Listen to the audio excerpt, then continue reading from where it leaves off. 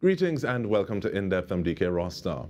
The Innovation Program, also known as Shaping the Future of Innovation Project, is a partnership between the Government of Trinidad and Tobago through the Ministry of Planning and Development, the European Union and IDB Lab in collaboration with CARIRI as the implementing partner. His Excellency Peter Cavendish, Ambassador of EU Delegation to Trinidad and Tobago, as well as Assistant Program Coordinator, Ministry of Planning and Development, Davin Jaggesar, they join us now to share some insight on the project.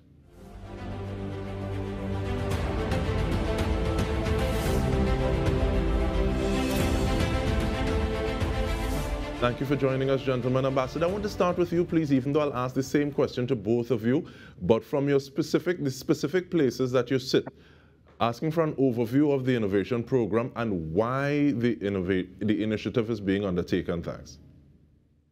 Well, the European Union is looking for partnerships here in the Caribbean on many fronts, and amongst them is economic growth and resilience.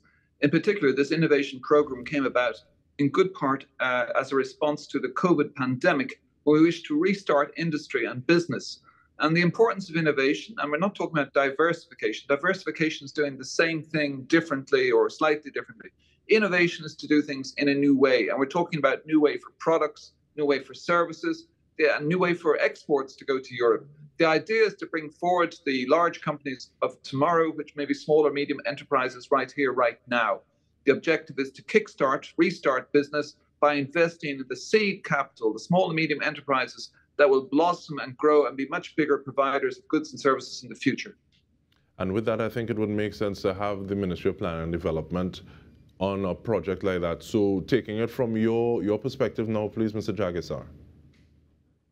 Well, thanks, Dike. So essentially, the Ministry of Planning plays a sort of a central of government approach in terms of policy. So we've had our national development strategy. We all know the Vision 2030, and we built that around the sustainable development goals. We want to move in alignment with the rest of the globe. And coming out of that policy, we developed our first national innovation policy in 2017. And so we built this program sort of address some of the gaps within the national innovation policy. And as we discuss further, you're going to see how we're going to treat with some of the key areas that needs a little bit of attention so that the government and our international partners like the EU can go forward and support innovators, entrepreneurs in terms of treating with some of the challenges they face and try to reap some of the benefits out of their good work. But 2017 to now, this is the third call for proposals. So is there anything a little different about this one, or what is the main focus? What is the thrust on this one? So we've had two calls. Yes, we've had two calls for proposals before, and we focused on both SMEs and large businesses. We've also had some recipients who were what we consider inclusive businesses. These are the businesses that don't necessarily target profit or income generation, but they provide a social service. So this call is going to focus specifically on the SMEs. We know the large businesses may have a little bit more resources, a little bit more expertise, but we have those new budding entrepreneurs in the SME sector who have quite a lot of value to add, but they need a little bit more support. So we're going to focus a little bit more on them, as well as those inclusive businesses. We know those inclusive businesses, they struggle to generate income and to get the kind of attention that we would like. So we want to make sure that the value that they add, which is more of a social service, we can target that. And they're very innovative, and we feel as though the potential is a little bit untapped. And we'll talk about some of that untapped potential in just a bit, as well as some of the ways that you measure what is being done, because many times, yes, you're offering this resource, but you also want to know what kind of impact is happening, so that kind of monitoring and evaluation. But getting directly into those SMEs, small and medium-sized enterprises, Ambassador, that specific need, why say, okay, well, these are the individuals that we're going to deal with, and inclusive businesses as well? What is the main reason that they say, okay, well, this is our target area, our target cohort? Well, in fact, small and medium enterprises are the entities that create the fundamental building blocks for wealth in our society. Contrary to what people think, It's not necessarily the very big household names that create the wealth. They're in fact servicing small, medium companies that are actually the real wealth generators in our society, where the returns are highest. These companies have to be adaptable, they have to be highly flexible, and our grants can help these companies evolve in a very rapid way to produce new products, new goods, new services. We have had in the past great success. The last two calls, we had 150 trainee companies that applied, and 34 in fact got grants. And we're talking about grants now in the current call from $50,000 US to $500,000 US for business inclusive projects. So we see small and medium enterprises as the fundamental building blocks of wealth. Any investments in these companies that are substantive good, that have good ideas and they want to take them to market, can pay back big time. That is why we're willing to put up such substantive amounts of money. And the European Union does not do loans. We just give grants. So we're willing to give grants to these small and medium-sized wealth generators and also to inclusive projects. And by inclusive, I wish to underline, mean not just businesses, but also ones that have social values, which can help disadvantaged youth. We also wish to promote female-headed businesses, businesses that may reach out to female entrepreneurs or deal with female entrepreneurs in a new way. But the idea is innovation, wealth creation, and we give the money. We don't do loans, we give the money. And I must add, we just had the first time in 8 years, the European Union CELAC Summit with 60 countries, Latin America, the Caribbean, and Europe. And we have those with Central America and everybody else together. We have 60 countries who have met. And these countries have said for the future, they don't want to be just extractive producers, suppliers for Europe. They wish to be manufacturing. So in fact, innovation fits in exactly what the 60 countries have met and agreed to. It's what we want to do. And on top of all of this, we're talking about sustainable development goals. And my favorite is Sustainable Development Goal 17, which is all about partnership. The European Union wants to do partnership. We want to give money to small, medium companies that will give us goods, products, and services in the region and in Europe for the future. And it's interesting, I remember someone likening it a bit to having water flowing down a hill, and if that hill is just like there's one tree on it, one large massive tree, the water runs down very quickly. But if there are a lot of small plants, the water exactly. is able to be sucked into the earth a little more. The flow of water is halted, is not as rapid, and this kind of what it feels like. But looking at the information, I see that there has been a contribution of $63.5 million from the EU, and there's co-financing from the IDB Lab with $3.5 million. But the question though, and it's always appreciated, I'm sure, to be applying for grants instead of loans. But the question though, Mr. Jaggesar, who is eligible and what is that process of application? Well, I'm glad you asked that question, Dike, because Ambassador just sort of laid it out there. We have a grant process. It's not a loan. So we really have to make sure that we're utilizing these resources in a fully transparent and accountable way. So basically, any business registered in Trinidad and Tobago is eligible, right? With the exception of the oil and gas sector, because we're really looking at expanding those other sectors that are not necessarily what we call the booming sectors. And so for the most part, as long as you have all of your registration criteria in terms of being a registered business and all of your, meeting all those other regulatory requirements, you're eligible to participate. And therefore, it's basically a very wide and a very broad project in terms of our reach. We want to tap into anybody who is willing to innovate and do things a little bit differently. And the process, we've changed the process from when we first started in 2022, where we had a paper-based process. We just came out of COVID. We didn't want to have any delays.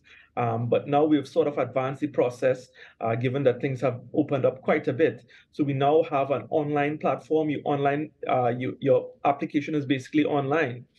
So it's a two-stage application process. You start with a concept note, which focuses solely on the innovation.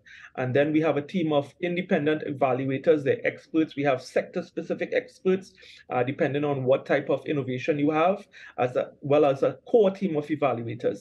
And they're the ones that look at the projects, see what is, at a higher stage of adding value, and then we can move you on to the second stage of evaluations, where you submit, a full business proposal. We have your budgets, your activities, and so on. So we've been doing as much as possible to simplify this process to make it easy for innovators. One of the things that I need to mention is that we also have, in between those two stages, we also have a lot of handholding and support. So really and truly, what we're not focused on is who could write the best proposal. What we're focused on is who has the best innovation with the greatest potential to add some value. And some of the value that we're looking for is we're looking at persons who can generate revenue, those who could create jobs. I spoke about the inclusive businesses. We're looking at those businesses that could add some sort of social value to the community or community value. We're also looking at those who could generate Forex. We know there's a challenge with Forex in the country, and we want to tap into some of those potential areas that our innovators could help us with. And with that, we take a short break. We are speaking with His Excellency Peter Cavendish, Ambassador of EU Delegation to Trinidad and Tobago, as well as Davin Jaggesar, Assistant Program Coordinator, Ministry of Planning and Development. We are speaking about the Innovation Program. Stay with us. We come back with more.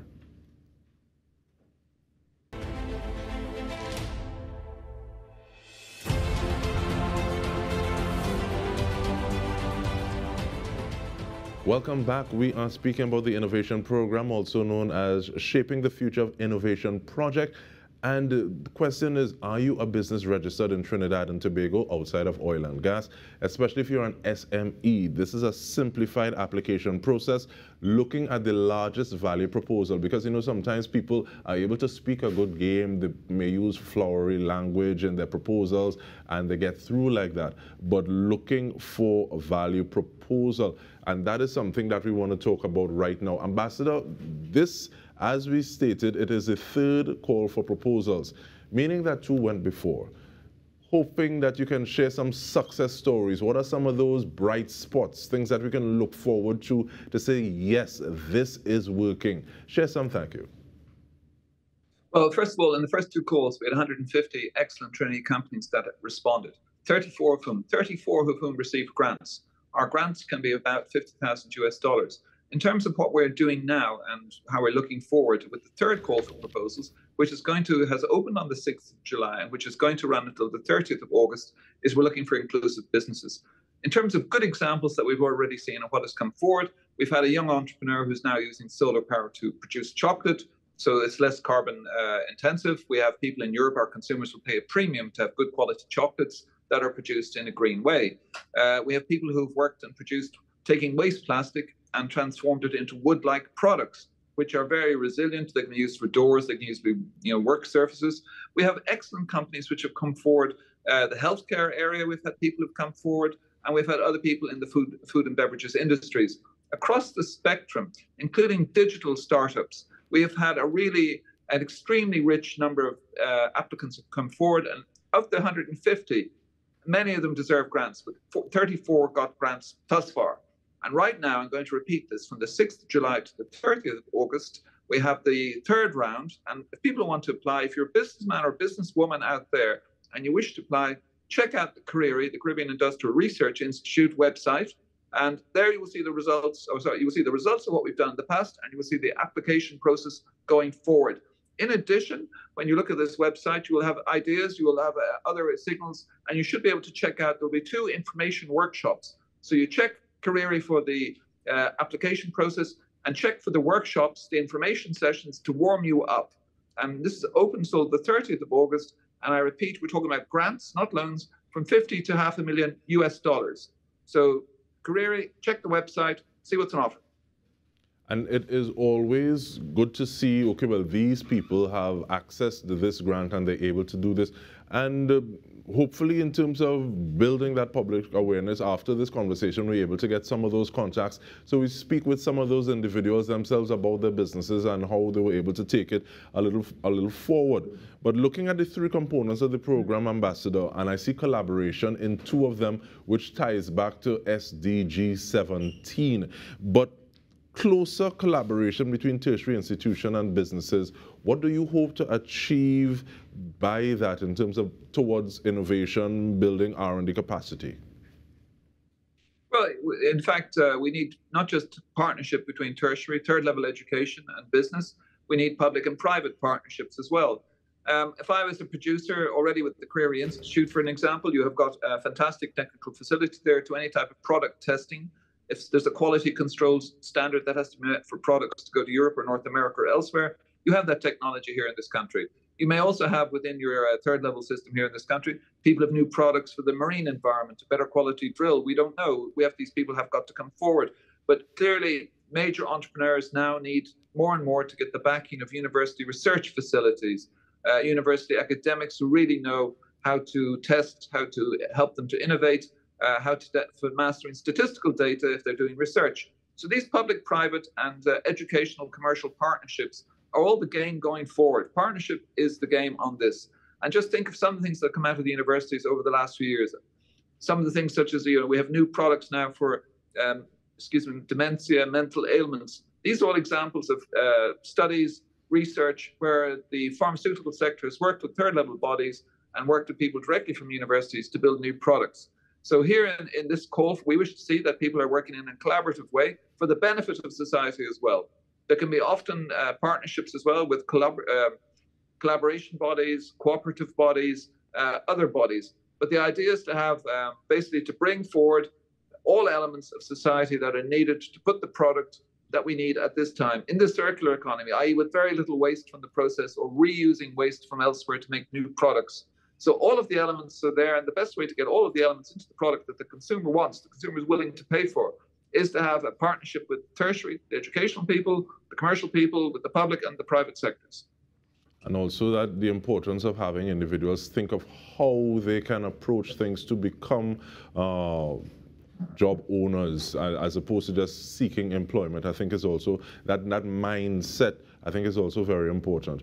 But we have about 2 minutes more, Mr. Jaggesar, and Ambassador started, but also let us know where can interested parties get more information. And I also want you, Mr. Jaggesar, to answer the person who says, but we can't do that here, we're not that big on innovation. Well, I think Ambassador was very clear. CARIRI has done quite a good job in terms of promoting this. I just came back from the the Trade and Investment Convention, and they're there with their booth and promoting this to everyone. So even though we are doing it as well on our social media pages, the embassy, the delegation, and our other partners, the IDB, who I neglected to mention, but we're all promoting this program. We believe in it. So definitely the first point of contact is CARIRI. The application process, again, as I said, is online, so you will be taken to that portal. Once you click on it, you have all the information and so on. But in terms of that reach, Ambassador already said it as well too. We're trying to get our persons to understand that their innovation has value. They can add value. So if you look at, just for example, the tertiary students, we want to send them into industry. It's not a job placement program, and it's not a program just to get experience. This is not an experience where they go and they take from the employer experience so that they could put on their resume. They go to the employer with something to add. So basically, they go to the employer to help them solve a problem. So therefore, we want to build that confidence in our industry that, listen, we can solve this problem here, and our tertiary education students, they have the capacity and the ability. But in terms of our persons who want to apply and said, listen, we can't innovate here, I mean, we have so many examples. Ambassador already said we have 34 awardees, but that's not an accurate reflection of the capacity that's there. There's definitely, as he said, 150 applicants. Each one of them, it's a competitive process, but each one of them is an innovator in their own right. And for a large proportion of them, they can go to market without this grant and be successful. We're trying to touch as many people as we possibly can and have a broad reach as we possibly can. But with this program, is definitely shown thus far in the first 2 calls alone that innovation is alive and well and thriving in not just Trinidad and Tobago, but in the Caribbean. We've mirrored our program against what's happening in the region and globally, and we've seen what's happening in the region, and we have a wealth of innovative and creative people, and hopefully we can utilize this program as best as possible to tap into that creativity. Assistant Program Coordinator Davin Jaggesar, Ambassador Peter Cavendish, thank you very much, gentlemen, for your time, and we're looking to see what blooms from this investment that is being planted in Trinidad and Tobago. And on behalf of the entire TTT News team, this has been In Depth with me, Dike Rostant. Thank you so much for joining us.